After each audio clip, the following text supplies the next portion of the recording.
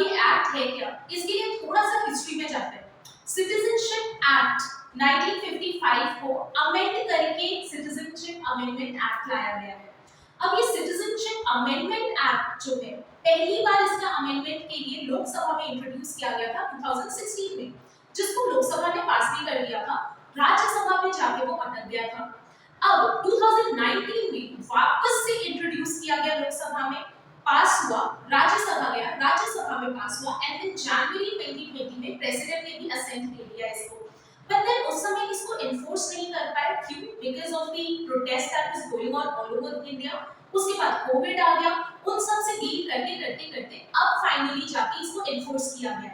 अब ये एक्ट कहता क्या है, इतने प्रोटेस्ट हो क्यों रहे हैं? सो अपेरेंटली इस एक्ट में हमको ये कहा गया है कि 31 दिसंबर 2014 के पहले पाकिस्तान, अफगानिस्तान और बांग्लादेश, हमारे जो 3 नेबरिंग कंट्रीज हैं, इन तीनों कंट्रीज में से कोई भी हिंदू, कोई भी क्रिश्चियन, कोई भी सिख, बुद्धिस्ट, जैन या पारसी अगर उस कंट्री से रिलीजियस परसिक्यूशन की वजह से भाग के इंडिया आया है, उनको सिटीजनशिप दे दी जाएगी।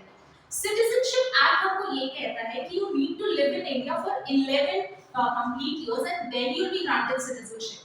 बट ये एक्ट हमको ये अमेंडमेंट ये कहता है कि अगर आप 6 साल भी इंडिया में रह लेते हो, अगर आप इन तीनों कंट्रीज में से और इन 6 रिलीजन से बिलोंग करते हो और आप भाग के इंडिया आए हो, तो even if you are living for 6 years you will be granted citizenship।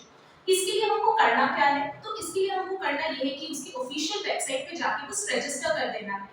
Even if you don't have any documents, you will be registered and you will be granted citizenship. अब इसमें प्रोटेस्ट इसलिए हो रहे हैं कि भाई मुस्लिम्स के साथ इस तरह का पार्शियलिटी क्यों किया जा रहा है, इस तरह से हम मुस्लिम्स को यहाँ पे क्यों नहीं सिटीजनशिप दे रहे हैं। तो इसमें गवर्नमेंट का ये कहना है कि Pakistan, Afghanistan, Bangladesh already Muslim majority वाले कंट्रीज हैं, वहाँ पे मुस्लिम्स को ऑप्रेस किया जा रहा होगा, ये बात बहुत ज्यादा समझ में आती नहीं है, ये बात बहुत ज्यादा वैलिड नहीं लगती है। So we want to help people जो ऑप्रेस हो रहे हैं अपने कंट्री में, उनको हम इंडिया में रहने का जगह दे रहे हैं। What do you think about this law?